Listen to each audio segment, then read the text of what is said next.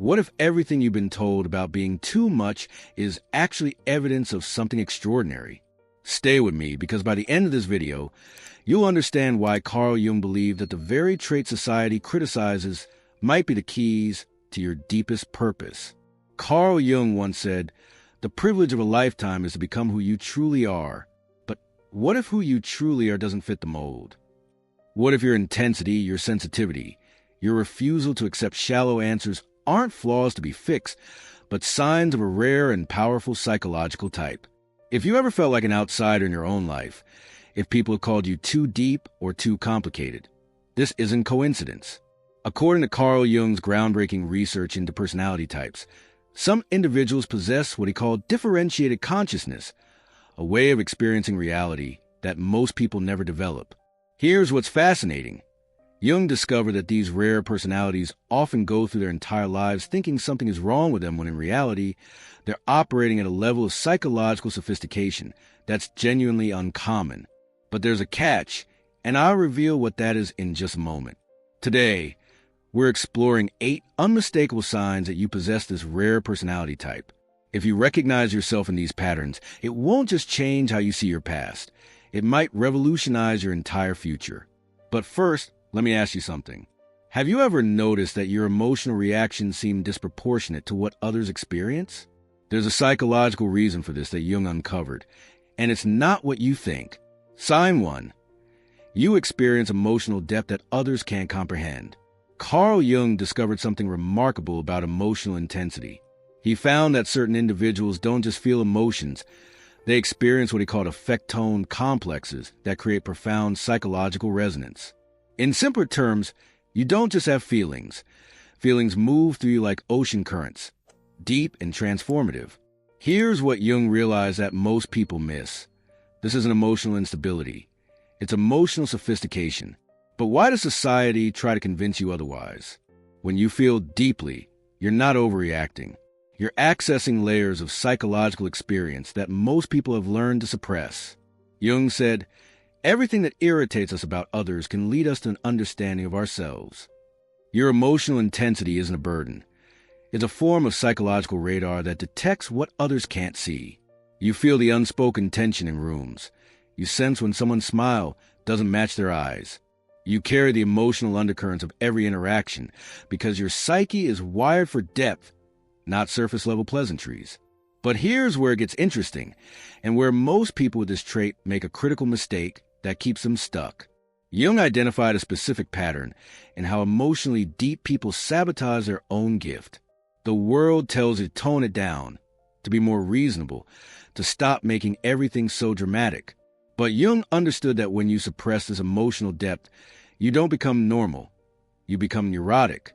You start experiencing what he called psychological splitting, where part of you knows the truth, while another part tries to conform. This is why you probably felt exhausted trying to be someone you're not. But what if I told you that Jung discovered a way to transform this emotional intensity from a burden into your greatest strength? I'll share that technique in sign number 6. Sign 2. You question everything with unrelenting curiosity. According to Carl Jung, most people live what he called unconscious lives. They accept social programming without examination. But you can't help but dig deeper. Jung would have recognized you as someone with an active thinking function that refuses to accept surface explanations. Here's what's crucial. Jung discovered that people who question everything aren't being difficult. They're being psychologically honest. But there's a hidden cost to this honesty that most people don't realize until it's too late. You don't just ask what, you ask why. Why do people stay in relationships that make them miserable? Why do we accept systems that don't serve us?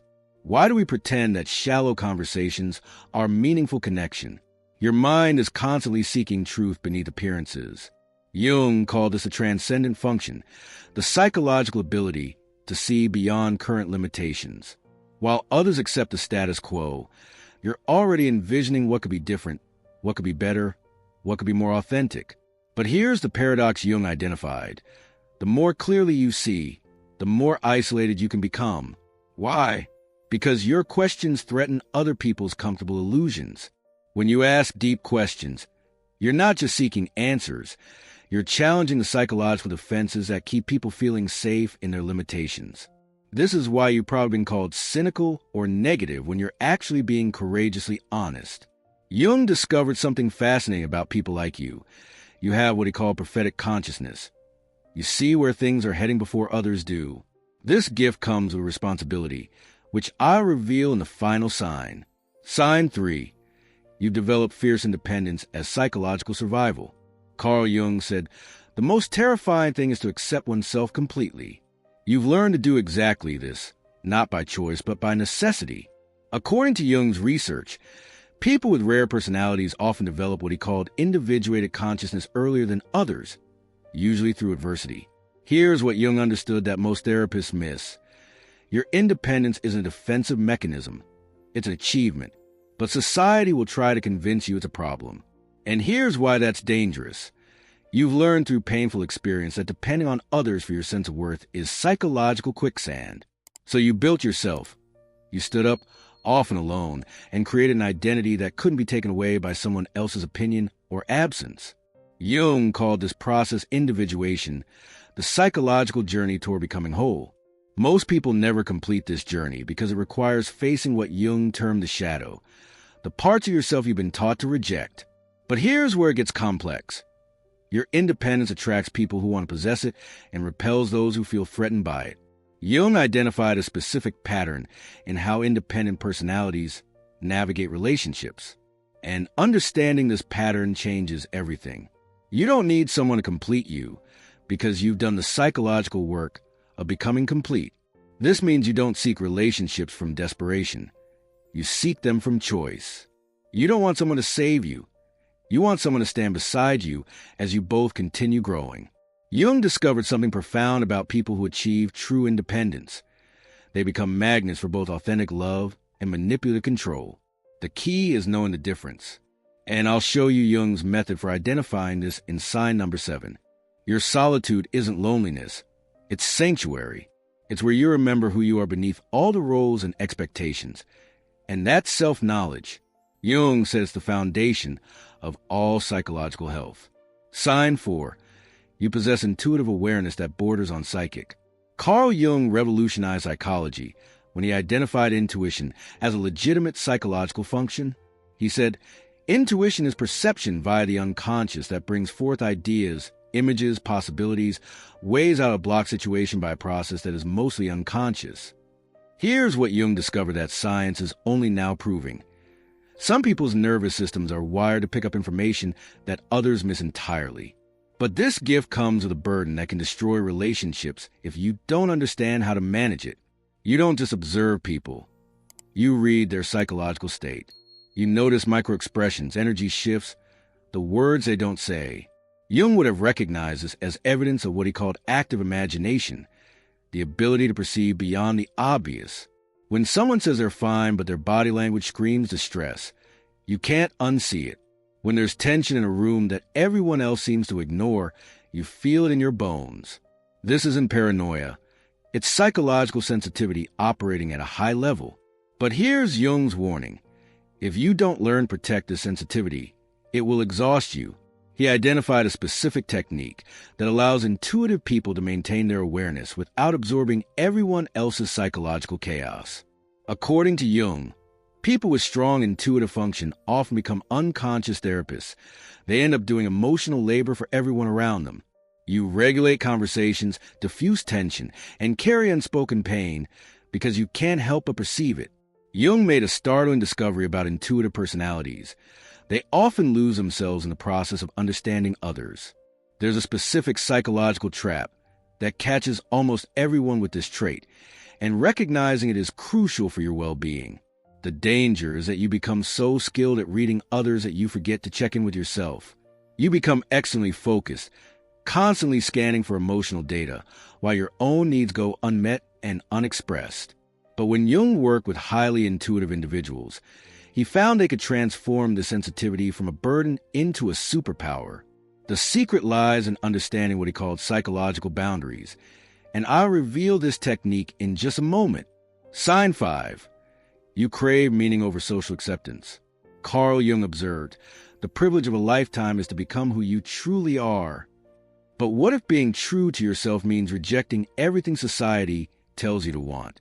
Jung discovered that certain personalities are psychologically incapable of living inauthentic lives. Here's what Jung realized about people like you. You don't choose meaning over popularity. Your psyche demands it. But this creates a specific type of psychological conflict that can be devastating if you don't understand what's happening. You've probably tried living for external validation. Maybe you followed the script, said the right things, played the expected role. But Jung would have recognized the symptoms immediately. That gnawing emptiness, that sense of betraying something essential, that quiet desperation beneath the applause. According to Jung, when you live against your psychological type, you don't just feel uncomfortable, you develop what he called neurotic symptoms. Your psyche literally rebels against inauthenticity. Jung made a disturbing discovery. Most people never experience genuine meaning because they're too afraid of social rejection. But people like you face a different challenge, one that's both harder and more rewarding. You can't pretend that shallow goals matter. You can't get excited about achievements that lack substance. You can't build relationships based on convenience rather than connection. Your psychological makeup won't allow it. This is why you probably felt like an alien in your own culture. But Jung identified something remarkable about people who prioritize meaning. They become evolutionary catalysts for human consciousness. When you refuse to settle for less than authentic connection, you force others to confront their own inauthenticity. When you ask the questions others avoid, you create space for truth. When you live according to your values rather than your fears, you give others permission to do the same. But here's Jung's most important insight about meaning-driven personalities. You have a psychological responsibility that goes beyond personal fulfillment. I'll reveal what that responsibility is in the final sign, and it might change how you see your entire life purpose. Sign 6. You've outgrown people and environments that once fit. Carl Jung said, "The greatest tragedy of the family is the unlived lives of the parents." But what happens when you refuse to live an unlived life?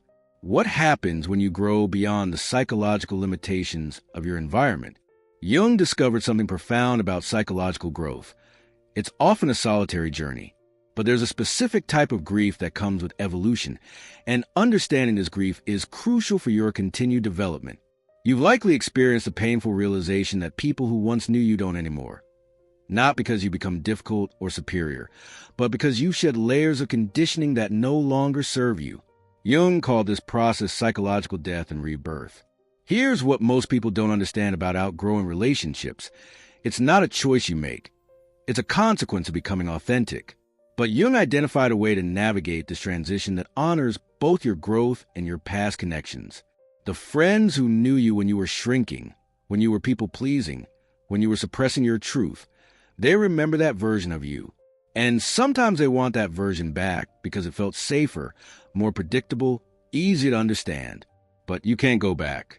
Jung understood that psychological evolution is irreversible. Once you've seen behind the curtain of social conditioning, once you've tasted authentic living, you can't return to unconscious conformity. Jung made a startling observation about people who outgrow their environments. They often experience what he called the dark night of the soul, a period of profound loneliness that tests their commitment to authenticity. This isn't ordinary loneliness. It's existential isolation. The recognition that your path is unique, that your perspective is rare, that your growth might mean leaving behind everything familiar. But Jung discovered something beautiful about people who successfully navigate this transition. They attract relationships of extraordinary depth and authenticity. The key is understanding his concept of psychological resonance, how authentic people find each other. When you stop performing and start being, when you stop shrinking and start expanding, when you stop apologizing for your depth and start owning it, something shifts in your entire relational field. Sign 7. You offer profound presence in a distracted world. According to Carl Jung, the meeting of two personalities is like the contact of two chemical substances. If there's any reaction, both are transformed. But what if you're the type of person who creates transformation simply by showing up authentically? Jung identified a rare quality that some people possess, the ability to create what he calls psychological holding space. If you have this gift, you already know how much it costs you, but you might not realize how rare and valuable it truly is. When someone speaks to you, They feel seen in a way that's uncommon. You don't just listen to their words. You perceive their underlying emotional state. You don't offer quick fixes. You offer deep witnessing. You don't rush to judgment. You create space for truth to emerge. Jung understood that this level of presence is actually a form of psychological healing. In your company, people remember what it feels like to be human, complex, contradictory, worthy of understanding. But here's Jung's crucial insight. People with this gift often exhaust themselves by giving it too freely. He identified specific psychological boundaries that allow empathetic people to maintain their depth without depleting themselves. You probably found yourself in the role of unofficial therapist, emotional anchor, or safe harbor for others. While this makes you invaluable, it can also make you invisible. You become so skilled at holding space for others that you forget to ask for space to be held yourself. Jung discovered something important about highly empathetic personalities. They often develop what he called helper syndrome, a pattern of unconscious self-sacrifice that ultimately serves no one. The work isn't to stop caring or to close your heart. The work is to learn discernment, to understand who deserves access to your emotional presence and who has earned the right to reciprocate. When Jung worked with people who possessed natural therapeutic presence, he found they needed to learn a specific skill that transformed their relationships entirely. I'll share this skill in the final sign because it's the key to maintaining your gifts without losing yourself. Sign 8. You sense a larger purpose that you can't yet define. Carl Jung said, "Your vision becomes clear when you look into your heart. Who looks outside dreams. Who looks inside awakens." If you felt a persistent sense that you're meant for something more than the ordinary, Jung would have recognized this as what he called a transcendent function, your psyche's drive toward individuation and purpose. Here's what Jung discovered about people with undefined but urgent purpose. They're not delusional or grandiose. They're responding to what he called archetypal calling. But there's a specific way this calling can become distorted, and understanding this is crucial. You felt it. That restless knowing that you have something to contribute, something to build, something to say. It might not be clear yet, but it's undeniable. Jung understood this as evidence of what he called creative potential-seeking expression. This isn't about fame or recognition. It's about alignment, the psychological necessity of living in harmony with your deepest nature. Jung found that people who ignore this calling often develop what he termed neurotic symptoms, anxiety, depression, a sense of meaninglessness. But here's Jung's most profound insight about purpose-driven personalities. Your calling isn't just personal, it's transpersonal. You're not just here to fulfill yourself. You're here to serve the evolution of consciousness itself. Jung believed that individuals with rare personalities serve as bridges between the unconscious and conscious realms of human experience. Through your depth, your questions, your refusal to accept shallow answers, you help humanity grow. This is why you can't settle for ordinary. This is why surface-level connections feel empty. This is why you'd rather be alone than pretend. Your psyche knows you have work to do, and that work requires authenticity, depth, and courage. But Jung also warned about the inflation that can come with recognizing your purpose. The key is holding both humility and power, understanding that you're special without believing you're superior. Carl Jung spent his entire career studying personalities like yours. He called people with these traits the differentiated individuals, those who have developed psychological complexity that allows them to see, feel, and understand at levels most people never reach. If even half of these signs resonate with you, you're not just different. You're part of what Jung called the leading edge of human consciousness. You're one of the people pushing our species toward greater awareness, deeper truth, more authentic connection. Yes, it's lonely sometimes. Yes, it's misunderstood. Yes, it requires more courage than most people will ever need. But Jung believed that people like you are essential for humanity's psychological evolution. Your sensitivity isn't a weakness. It's a superpower. Your intensity isn't too much. It's exactly what the world needs. Your refusal to settle isn't difficult. It's brave. Jung once said, "The most terrifying thing is to accept oneself completely." You're learning to do exactly that. And in doing so, you're giving others permission to do the same. Drop a comment below and tell me which of these signs felt most true to you. Share this with someone who needs to remember their own psychological rarity. And subscribe because we're just beginning to explore the depths of what makes you extraordinary. Remember, you're not too much. The world is too little. And Jung knew that people like you are the ones who change that.